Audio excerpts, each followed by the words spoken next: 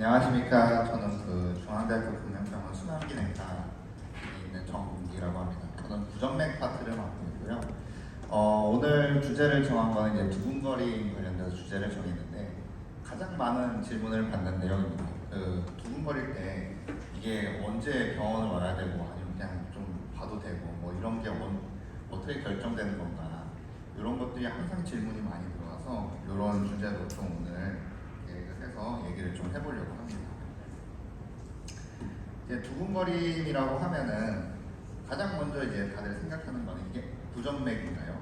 하면서 이제 부정맥인지 아닌지부터 이제 얘기가 들어오기 시작합니다. 그러면서 이제 뇌에 오는 분들을 보면은 저는 두근거리는데 왔어요 하는 분들도 있는가 보면은 저는 부정맥이라서 왔어요 하는 분들도 있거든요.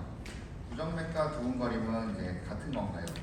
같지가 않죠. 두근거림과 부정맥은 다른 범위에 있는 거고요. 두근거림이 확실히 더 큰 범위에 있다고 보시면 됩니다. 그러면 이제 두근거린다고 다 위험한가요? 다 위험하지도 않습니다, 당연히. 그리고 부정맥이라고 위험한가요? 부정맥도 다 위험하지는 않습니다. 그래서 제가 이렇게 이런 질문을 많이 받다 보니까 그래서 인터넷 검색을 좀 해봤습니다. 이게 진짜 왜 다들 이런 질문을 하시는 건가 해가지고 부정맥 관련돼서 검색을 해봤는데 부정맥 검색하자마자 나오는 뉴스가 너무 섬뜩한 뉴스들이 많이 나오더라고요. 이제 부정맥 증상, 악성 부정맥 발생하면 심장마비로 사망할 수도 있고 이게 부정맥 딱 검색하면 이제 첫 화면에 나오는 건데 바로 뭐 부정맥 있으면 사망한다 뭐 이런 얘기가 갑자기 나오기도 하고 그리고 뭐 우리나라 사망 원인의 2위가 당연히 심장질환, 심내혈관 질환 계통인데 그 중에서 이제 뭐 부정맥을 다루는 기사가 또 이제 올라와 있고 이게 뭐 매년마다 이런 식으로 기사가 한두 개씩 계속 업데이트가 되면서 부정맥 하니까 사람들이 이게 다들 이렇게 걱정하는 게 부정맥이 생기면은 나는 정말 위험한 상태구나 나는 정말 죽는 상태인가 보다 하면서 외래를 오시는 게 아닌가 생각이 됩니다. 그래서 이제 좀 더 검색을 해보니까 이제 실제로 죽었던 환자들도 죽었던 유명 연예인들도 많아서 이런 것들이 다 기사화가 이렇게 돼가지고 박보람도 그렇고 이제 충격, 박보람 사망 충격 뭐 이런 기사도 있고 누가 축구 선수 축구를 뛰다가 갑자기 사망을 하고 이제 뭐 이런 일본 연예인도 사망하고 막 다 이런 젊은 나이 때나 아니면 늙은 나이 때 갑자기 급사하는 질환들이 많이 생겨가지고 그래서 두근거리는 거에 대해서 다들 걱정을 하시고 이제 부정맥에 대해서 관심을 많이 가지시는 것 같다는 생각이 들었습니다. 그래서 제가 이제 몇몇 케이스를 좀 잡아봤는데요. 이제 다음 중 두근거림에 대해서 병원에서 진찰이 필요한 경우가 어떤 건지 좀 같이 생각을 해봤으면 좋겠습니다. 일단 첫 번째 건데 이제 20대 초반 여성이고 TV를 보던 중에 갑자기 심장이 터질 것 같이 두근두근 하면서 가슴이 조이는 느낌이 들었고 그 다음에 증상이 좀 있어 보니까 또 괜찮아지고 그러다가 다시 생기고 다시 괜찮아지고 다시 생기고 다시 괜찮아지고 뭐 이런 증상이 있었던 환자 이런 케이스가 있는데 이 경우에는 진찰이 필요할까요? 그리고 50대 중반 남성인데 이제 가슴이 두근두근 하고 숨이 차고 이제 계단 2층만 올라가서 숨이 차가지고 조금 쉬었다 가야 되고 막 이런 상황입니다. 이런 경우에는 그러면 병원을 빨리 와야 될까요? 아니면 늦게 와야 될까요? 언제 와야 될까요? 그리고 20대 후반 여성인데 길을 막 이렇게 걷다가 보니까 갑자기 심장이 막 이렇게 두근거리는 것 같고 어지럽고 막 그렇게 또 한두 시간 또 지나고 나니까 다시 증상이 좋아지고 이런 것들이 이제 또 반복되는 분도 있었고 이런 것들은 사실 조금 많이 있죠. 저희들 보다 보면 그리고 경험하시는 분들도 또 많기도 합니다. 3번 같은 경우. 그리고 4번 같은 경우에는 이제 80대 초반 여성인데 6개월 전부터 이제 간헐적으로 막 두근거리다가 갑자기 깜빡하고 눈을 잠깐 감았다 떴다 하는 느낌이 계속 들고 그리고 두근거리다가 어떤 때는 갑자기 이제 침대에서 두근두근 하다가 갑자기 자다 일어난 것 마냥 시간이 갑자기 점프해 있고 막 이렇게 두근거리고 갑자기 자기도 모르는 사이에 의식 소실이 되고 막 이러는 분들이 있고 뭐 이런데 어느 경우에 있어서 병원에서 진찰이 필요할 것인가 이런 것들에 대해서 좀 이제 앞으로 논의를 좀 해보려고 합니다. 두근거림이라는 게 뭐냐면은 두근거림은 되게 큰 범위인데 이제 심박수가 증가하거나 느려지거나 해서 하여튼 우리가 그런 심박수의 불규칙함 정도로 느끼는 거를 얘기를 합니다. 뭐 인터넷이나 아니면 저희 외래 사이트나 이런 데 보면은 신계항진이라고 얘기를 하는데 신계항진은 의학적인 용어고 같은 말입니다. 그냥 신계항진이다 그러면은 이제 두근거림이구나 라고 생각을 하시면 되고, 두근거림에 있어서 중요한 거는 이게 대부분은 그냥 일반적으로 크게 문제되지 않는 질환인 경우가 대부분이에요. 두근거림. 하지만 가끔씩은 생명에 위협이 되는 그런 부정맥이 나타나는 경우가 있습니다. 우리 정상 심박수 같은 경우에는 분당 60회에서 100회 정도를 뛰는데 이게 신계항진이 있는 경우에 이제 두근거리는 경우에는 비정상적으로 빠르거나 느리거나 아니면 이렇게 뭐 간격이 이렇게 얄쌍하게 이렇게 앞에 조그만하고 얄쌍한 뾰족한 거 바늘처럼 튀어나온 거 하나가 이제 정상 이제 심전도 심장의 전류가 흐르는 걸 표현을 한 건데 이런 것들이 이제 간격이 일정하게 다 이제 정상적으로 두근 이렇게 가는 건데 이런 것들이 이제 불규칙적으로 두근 이런 식으로 가면은 이제 그런 것들을 느끼는 거가 되겠죠. 우리 심장에는 이렇게 노란색 점들이 보이시죠? 노란색 점이 가는 것처럼 심장에는 단지 근육으로 되어 있는 게 아니라 그 근육 세포 중에서 일부 세포들이 그 전기 회로처럼 변신한 세포들이 있습니다. 그래서 그 세포들에서 이제 전류가 흐르게 되고, 우리 옛날 뭐 개구리 다리 실험하는 것처럼 개구리 다리에다 전기 꽂아가지고 전기 딱 흘리면은 개구리 다리가 수축하는 것처럼 심장도 전류가 흘러야지 수축을 합니다. 그래서 이런 전류 흐르는 길에 전류가 흐르게 되면은 심장이 거기에 맞춰서 위에 뛰고 아래 뛰고 위에 뛰고 아래 뛰고 두근 이렇게 뛰는 게 정상적인 심장 전도로가 되고, 이런 것들이 이제 규칙이 어긋나거나 하면은 부정맥이나 다른 신계항진을 느끼는 증상이 될 수가 있습니다. 그래서 옛날에 이제 한 1990년대, 1996년도 논문이긴 한데 그 두근거리는 환자들이 이렇게 쭉 다 모았습니다. 모아가지고 평가를 좀 해본 연구가 있더라고요.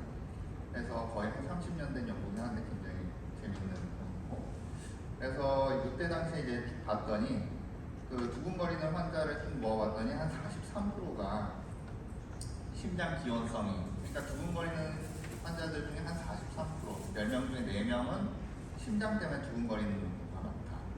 그리고 30%, 한 10명 중에 3명은 부정맥도 아니고 심장 기원성도 아니고 그 정신적인 그런 스트레스나 그런 것 때문에 생기는 불안장애, 공황장애의 경우가 많다.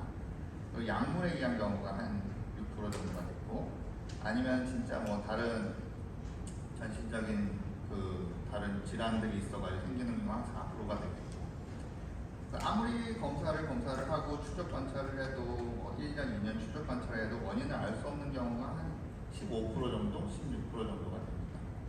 그래도 부정맥이 한 40%나 된다고 하니까 두근거리는 환자들 지금 꽤 많은 비중이 부정맥에 기원할 수가 있겠다라는 걸 볼 수가 있겠고요.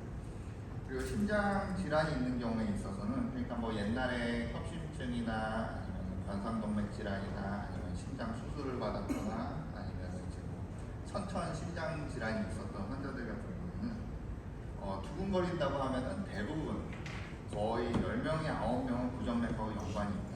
그러니까 심장 질환이 있는 사람은 부정맥하고 연관성이 있으니까 이런 분들은 꼭 두근거림 원인을 평가를 해보셔야 되겠죠. 그래서 심장 기원성에는 뭐 두근거림, 뭐 부정맥 이하의 심장성 원인, 그리고 뭐 정신적인 원인, 아니면 전신적인 원인, 약물, 뭐 이런 것들이 있고, 이제 부정맥은 사실 제가 이제 진료를 봐야 되는 부분인 거고, 부정맥 이외의 심장성 원인도 제가 같이 진료를 봐드리는 거고, 이제 비심장 기원성 원인들 같은 경우에 있으면 정신적인 원인이 한 30%가 된다. 불안장애나 공황장애 이런 것들이 이제 생길 수가 있고, 특히 약물도 이제 원인이 영향을 미칠 수가 있는데, 약물에 보시면은 우리가 흔히 일상생활에서 흔히 접할 수 있는 약물들이 있습니다. 알코올, 술이죠. 카페인, 커피, 니코틴, 담배. 술, 커피, 담배가 해당이 된다. 그래서 이런 것들에 의해서도 두근거리는 신경항진을 느낄 수가 있다라고 보실 수가 있겠습니다. 그 외에도 뭐 빈혈이 있거나 아니면 열이 난다거나 하는 전신 상태가 안 좋아지는 경우, 아니면 갑상선 기능이 갑자기 크게 뛰어 올라가는 경우에 있어서도 두근두근 뭐 이런 본인 그런 느낌을 느낄 수가 있는 거죠.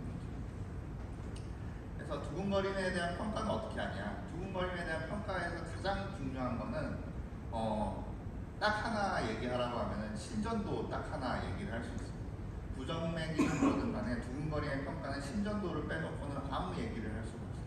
우리가 뭐 아시겠지만 병원 가면 그냥 일상적으로 잠깐 한 10초 만에 찍는 그런 심전도 환장이 부정맥을 진단하고 부정맥을 치료하고 그런 과정에서 완전히 핵심되는 그런 툴입니다. 도구입니다. 그래가지고 아까 제가 설명드렸다시피 여기 앞에 조그마한 볼록 하나랑 얄쌍한 바늘 같은 거 하나가 요게 이제 심장이 정상적으로 수축해 나가는 내려가는 길을 이렇게 보여준다고 보시면 되는데, 보시면 정상은 두근 이렇게 되는데 부정맥이 생긴 환자들 같은 경우에 심장 그 두근거릴 당시에 딱 심장 그 심전도를 촬영하면 두근두근 뭐 이런 식으로 엄청나게 빨리 뛰죠. 간격이 굉장히 얄쌍하게 짧으니까 두근두근 이게 심방세동, 아까 심방세동 얘기를 해주셨는데, 심방세동이 있으시면은 간혹 가다가 이렇게 나타나는 경우가 있습니다. 그 심방세동이 실제 발생을 하면은 두근 한 다음에 두근 하고 좀 쉬었다가 두근 뭐 이런 식으로 굉장히 되게 불규칙하게 가는 그런 맥을 보이기도 합니다. 그래서 두근거리는 거는 되게 원인은 많고 이제 어떻게 뛰는지도 알 수 없지만 가장 중요한 건 심전도를 통해서 이게 심장이 제대로 뛰고 있다, 아니면 심장이 부정맥으로 뛰고 있다, 이런 걸 판단을 해볼 수가 있는 거죠. 제가 그 두근거림 평가를 많이 하다 보면 항상 느끼는 거는 이 두근거림 평가하는 거는 낚시질하고 좀 비슷합니다. 그래서 심전도를 촬영을 해서 이제 두근거림을 진단을 해줘야 되는데 두근거리지 않을 때 심전도를 촬영하면은 맹거탕입니다. 그래서 낚싯대를 이렇게 들여놓고 어떤 좋은 낚싯대를 쓸 건가, 어떤 좋은 평가 방법을 쓸 건가, 이런 것들 항상 고민을 하고 이제 간혹 가다가 이제 그러다가 이제 이런 대어 같은 부정맥을 낳기도 하죠. 그래서 그물을 쳐놓고 기다리기도 하고, 아니면은 그냥 단순하게 그 두근거리는 순간을 딱 집어내기 위한 정밀한 작살 같은 그런 도구를 이용하기도 하고, 아니면은 이제 그 두근거리는 순간에 그물을 펼쳐가지고 그걸 바로 잡아내기도 하고 뭐 하는 여러 가지 낚시질하고 비슷하다고 저는 생각을 합니다. 그래서 심전도를 측정하는 방법이 네 가지가 크게 있어요. 네 가지가 있는데 가장 우리가 많이 하는 거는 요 12유도 심전도라는 거고, 그 다음에 이제 많이 해볼 수 있는 거는 이제 집에 심전도를 달고서 집에 가는 거예요. 집에 가가지고 하루 이틀 아니면 뭐 일주일, 2주일 뭐 이런 식으로 집에 쭉 가서 심전도를 계속 일상적으로 계속 기록을 하는 겁니다. 그리고 운동부와 심전도도 하나의 방법이 될 수가 있는데, 환자들을 일부러 좀 운동을 시키는 겁니다. 심장에 부하를 주고 심장을 뛰게 만들고 심박수를 끌어올리고 심박수를 다시 환자를 쉬게 하면서 심박수를 낮추고 하는 과정을 통해서 부정맥이나 다른 어떤 안 좋은 것들이 유도가 되는지, 이런 두근거림들이 발생을 하는지를 이제 체크를 하는 거죠. 요즘에 이제 각광을 받고 이제 하나의 굉장한 부정맥 진단할 수 있는 툴로 여겨지고 있는 게 스마트워치, 이렇게 시계를 차는데 우리 핸드폰하고 연동되는 시계를 차가지고 시계를 통해서 진단을 또 해볼 수가 있습니다. 요즘에는 그 스마트워치에다가 손가락을 대거나 하면은 요게 심전도를 하나를 촬영할 수 있는 전극이 돼버리기 때문에 요걸 통해서 이제 부정맥을 좀 진단을 해볼 수가 있는 거죠. 이런 식으로 아까 제가 보여드렸던 이런 심전도가 기록이 되는 겁니다. 그래서 12유도 심전도를 보시면은 이런 식으로 검사를 합니다. 많이 뭐 침대에 잠깐 누워가지고 전극을 양팔에 달고 가슴에 이렇게 전극을 달아가지고 이렇게 옆에서 기사님들이 이렇게 끽 버튼을 눌러주시면은 주르륵 나오죠. 주르륵 나와가지고 이런 모양의 심전도가 굉장히 찍히게 됩니다. 12유도 심전도는 장점은 짧은 시간 내에 정확한 심장 상태를 캐치를 해낼 수 있는 게 굉장히 장점입니다. 여기 1번, 2번, 3번, 뭐 AVR, 뭐 V1, 2, 3, 4, 5, 6, 뭐 이런 식으로 해서 굉장히 여러 개를 이제 심장을 여러 각도에서 봐서 그 부정맥 흐르는 길을 여러 각도에서 본다고 보시면 됩니다. 그래서 우리가 그림자만 보면은 이게 네모인지 세모인지 뭐 이런 게 명확하지 않을 수가 있는데 여러 각도에서 돌려보다 보면은 이제 좀 명확하게 부정맥이 어떤 건지를 알 수가 있겠죠. 그래서 12유도 심전도가 가장 기본이 되고 가장 정확하게 심장 상태를 볼 수가 있는 거고 두근거릴 당시에 12유도 심전도가 찍힌다면 거의 명확하게 부정맥을 감별을 해낼 수가 있습니다. 근데 단점은 뭐냐면은 진짜 그 찰나의 그 순간만 촬영을 할 수가 있습니다. 그래서 일상 중에는 뭐 두근거리다가 요 심전도 촬영할 때 두근거리지 않으면은 정상맥으로 나오는 경우가 많습니다. 그래서 일상생활 중에 있는 증상들을 많이 놓칠 수 있는 단점이 좀 있습니다. 그래서 이제 해볼 수 있는 게 홀터라는 심전도입니다. 홀터라는 거는 이런 식으로 이제 아까 12유도 심전도보다 몇 개 좀 적은 전극을 붙여놓고 그냥 집에 들고 가는 거죠. 집에 들고 가셔가지고 그냥 일상생활 쭉 하면서 지내는 겁니다. 요즘 좀 간편하게 나와서 이렇게 짧게 한두 개만 붙이는 대신 좀 길게 붙일 수 있는 그 홀터 기계도 나와가지고 그래서 이런 걸로 좀 더 길게 보기도 합니다. 그래서 24시간에 48시간, 뭐 일주일, 2주일 뭐 이렇게도 홀터 심전도를 보기도 하고요. 일상생활 중에 발생하는 그 두근거림을 그물을 쳐가지고 잡아낸다고 생각하시면 됩니다. 물고기가 지나갈 때를 기다리는 거죠. 그래서 근데 이제 단점은 장시간 착용하는 게 굉장히 좀 불편합니다. 환자 불편감이 좀 있어서 그래도 해야 된다고 생각되는 분들한테는 저는 하는 편이고 그리고 간혹 가다가 이제 피부 자극이 이제 발생을 해가지고 이것 때문에 힘들어하시는 분들이 좀 있거든요. 그리고 이제 운동 부하 검사, 운동 부하 심전도 같은 경우에는 아까 제가 설명드렸다시피 운동 중에서 이제 부정맥이 발생한 이렇게 심전도를 달고서 이렇게 뜁니다. 트레드밀을 뛰어가지고 이런 식으로 기록을 해가지고 이때는 괜찮고 이때는 안 괜찮고 뭐 이런 것들을 볼 수가 있겠고 스마트워치 심전도 같은 경우에는 굉장히 간편하게 사용할 수 있는 장점이 있는데 대신에 이게 단순하게 한 개만 보기 때문에 이렇게 약간 찌글찌글한 부분이 나타나게 되면은 이게 이제 실제 부정맥인지 아닌지 조금 진단이 어려운 그런 것도 있어서 얘는 부정맥 가능성이 어느 정도 있겠구나 정도 볼 수 있는 그런 정도로만 사용을 합니다. 그러면 이제 두근거림이 있을 때 언제 진짜 병원을 와야 되는가? 저는 이게 가장 중요하게 생각하는 증상이 4가지가 있거든요. 요 4가지 증상이 있으시면 병원을 좀 꼭 방문하는 걸 권유를 드립니다. 요거 오늘 제가 얘기해드린 것 중에서 요 4가지 증상만 좀 알고 가셔도 충분하실 것 같다는 생각이 들고 가슴 답답하거나 숨이 차거나 어지럽거나 실신하거나 요 증상입니다. 첫 번째 환자를 보시면은 20대 초반 여성이었는데 두근거린다 그랬는데 뒤에 보시면 가슴이 조이는 느낌이 든다고 그랬습니다. 조이는 느낌이 굉장히 중요한 거죠. 그래서 이 조이는 느낌 관련돼서 평가를 쭉 합니다. 8시간 동안 지속된 두근거림과 가슴 답답한 증상을 주소로 해서 증상을 호소를 해가지고 응급실에 오셔가지고 응급실에서 12유도 심전도를 촬영하는 거죠. 12유도 심전도를 촬영하니까 맥박이 굉장히 빠르게 뜁니다. 두근두근 하면서 심박수가 166회 정도로 해서 굉장히 빠르게 뛰는 심박수를 보이고 요 심전도 같은 경우는 이제 발작성 상심실성 빈맥이라는 그런 부정맥으로 진단이 되시는 거고 이런 경우에는 이렇게 부정맥 회로가 이렇게 하나가 더 있어서 이 부정맥 회로를 차단을 해주고 하면은 전극 도자 절제술이나 뭐 이런 치료 방법을 통해서 하게 되면은 이 부정맥 회로가 잘리면서 없어지면서 이제 정상맥만 흘러내려갈 수 있게 됩니다. 요거는 이제 실제로 이 환자 치료했던 장면이에요. 이렇게 심장 안에다 전극을 위치를 쭉 시켜가지고 여기 부위가 이제 이쪽으로 여기가 심장을 옆에서 본 거고 여기는 앞에서 본 건데 옆에서 봤을 때 여기가 이렇게 정상 전극이 전류가 흘러가는 길이고 여기가 이제 부정맥이 흘러다니는 길도 이제 확인이 돼서 여기에 열을 가해가지고 부정맥 탱크를 차단을 시켰고 현재까지는 거의 뭐 환자가 일주일에 한 2~3번 정도의 증상을 두근거림을 계속 호소를 했는데 지금까지는 증상 없이 잘 지내고 있습니다.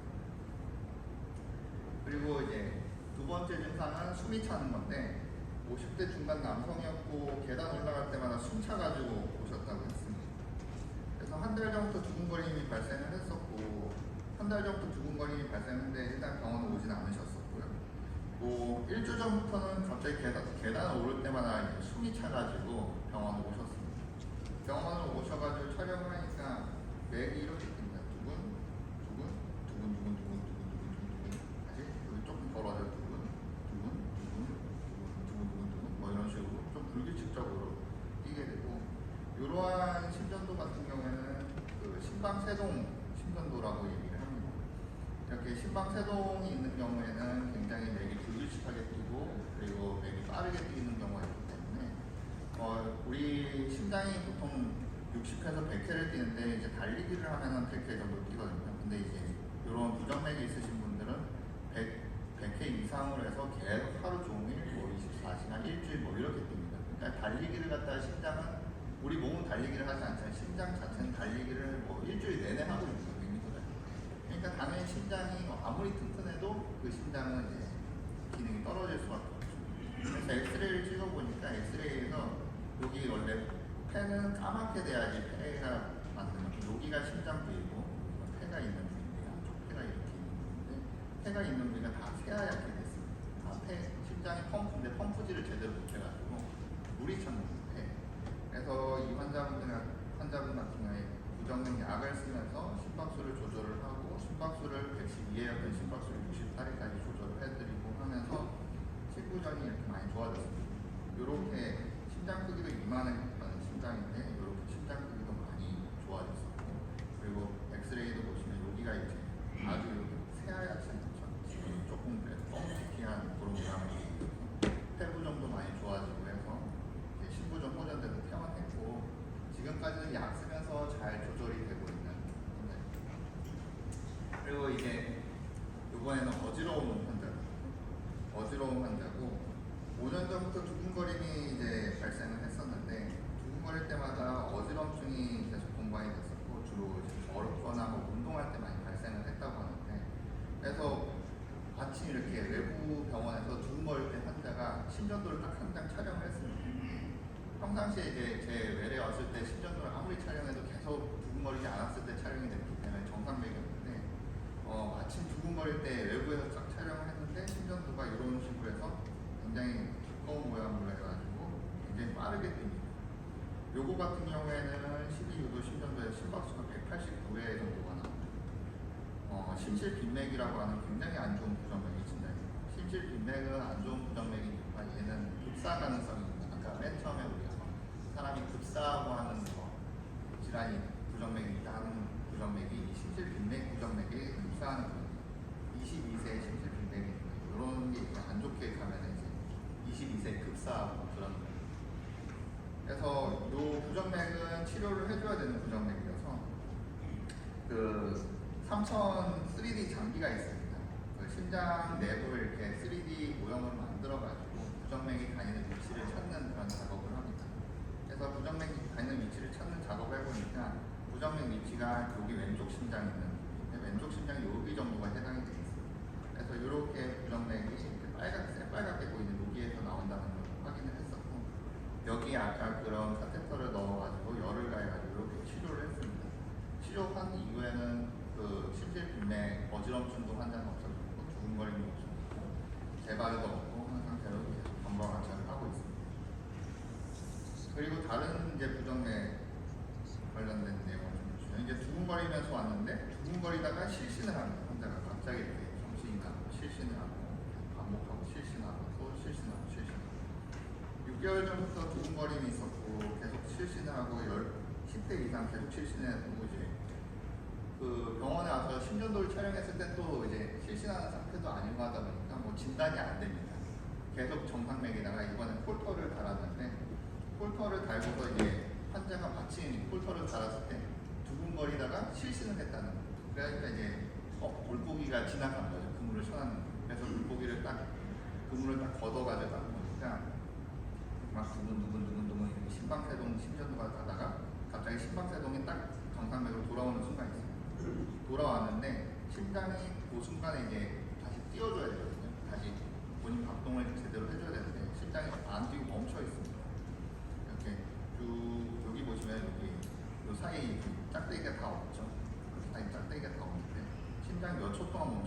7초 동안 멈춰 있어요. 우리 숨을 쉰다고 해도 보통 한 5초에서 6초에 한 번씩은 쉬는데 심장은 보통 1초에 한 번씩 뛰어야 되는 게 정상 심장이거든요. 근데 7초 동안 안 뛰고 있는 거예요.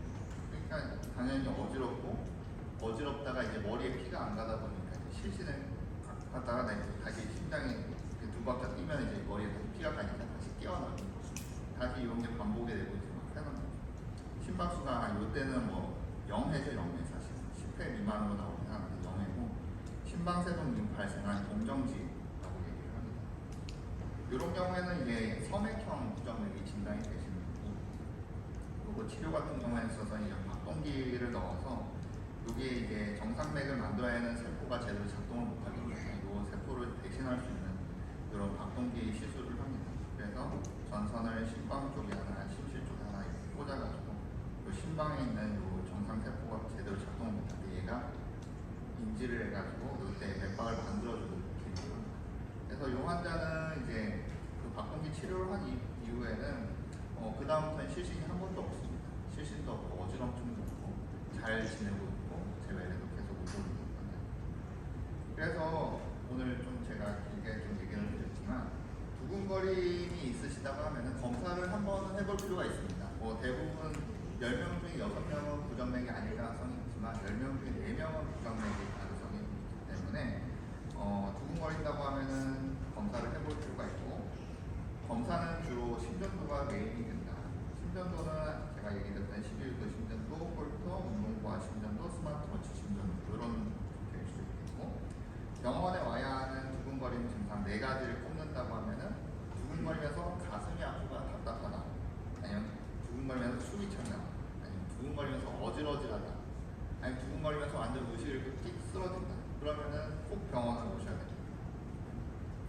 네, 제가 준비한 강의는 여기까지입니다. 감사합니다.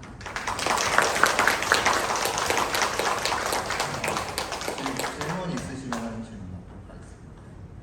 네.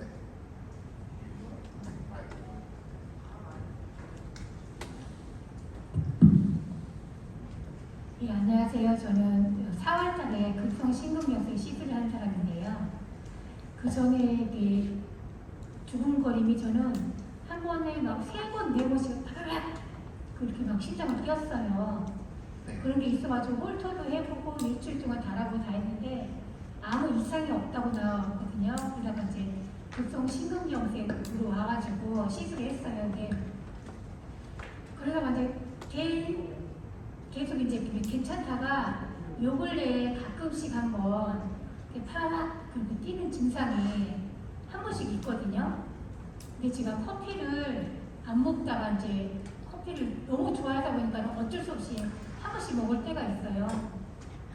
그럴 때가 조금 그런 증상이 나타나는데 그것도 부정맥인지요? 아까 제가 설명드렸는데 그 심장 질환이 있으신 분들의 두근거림은 10명에 9이 부정맥일 가능성이 많고요. 그리고 그 방금 파바박 뛰셨다고 하셨는데 그 증상은 사실 부정맥일 가능성이 많고, 홀터에서도 몇몇 개가 나았을 수도 있습니다. 나았을 수도 있는데 음이 있거나 그러지 않은 부정맥이어서 치료를 마땅히 그 당시에 필요로 하지 않는 부정맥이면 보통 설명을 많이 안 하는 경우가 많은데, 지금 커피를 드신다고 했는데 커피도 아까 제가 얘기를 드렸지만 부정맥 유발 요인 중에 하나입니다. 심실 조기 수축이나 이런 부정맥류에 굉장히 영향을 많이 주는 걸로 되어 있고, 커피를 드시면은 부정맥 발생률이 좀 높아지긴 합니다. 그리고 부정맥이 있다고 해서 그리고 우리가 다 그 증상들을 다 느끼는 건 아니고요. 몸이 탈수가 많이 되거나 수분 섭취가 좀 안 좋거나, 커피 같은 경우는 이뇨작용이 있기 때문에 약간 탈수 쪽으로 몸 상태를 가져가거든요. 그러면은 이제 안 느껴져야 되는 부정맥도 느껴지게 됩니다.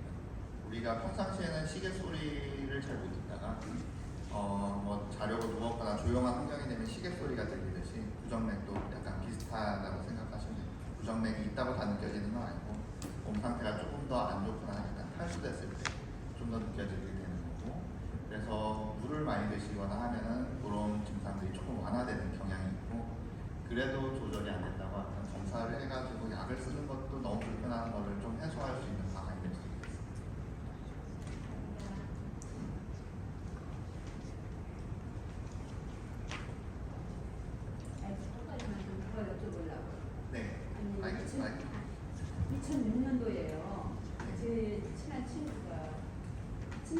친구가 네. 빈맥이라고 그래가지고 걔가 시술을 했어요. 근데 그 친구는 아직까지도요 약을 안 먹어요. 바로 그냥 약을 안 먹고 그냥 이상하대요. 근데 저는 같은 시기에 저는 2번을 했잖아요. 네. 근데 계속 약을 지금도 증상이 한 번씩 이렇게 나오면서 약을 계속 먹어야 하는 건지 왜 그게 뭐가 그러니까 이제 빈맥이라고 하면은 네. 그 시술로 해서 완치가 되는 빈맥이 있고요. 아니면 이제 시술로 해서 완치가 안 되는 빈맥이 있습니다. 아까 제가 보여드렸던 그 발작성 상심실성 빈맥, 요거 같은 경우에 있어서는 완치가 되는 보통 빈맥이긴 합니다. 근데 이제 그 심방세동, 요런 심방세동은 굉장히 고약한 빈맥이어가지고 그냥 고혈압 당뇨 같다고 생각하시면 돼요. 그거는 그냥 조절하는 부정맥입니다. 같은 빈맥이고 같이 심장이 빨리 뛰고 하지만 실제 심전도를 들여다보면은 발생 기전이 다르고 하기 때문에 치료 방법이 또 달라지는 거고요. 그래서 아마 친구분은 그 심방세동이 아니었을 가능성이 많고 여자분은 심방세동이어서 그 치료 방법이 다른 겁니다. 그렇습니다. 여기 마이크 좀.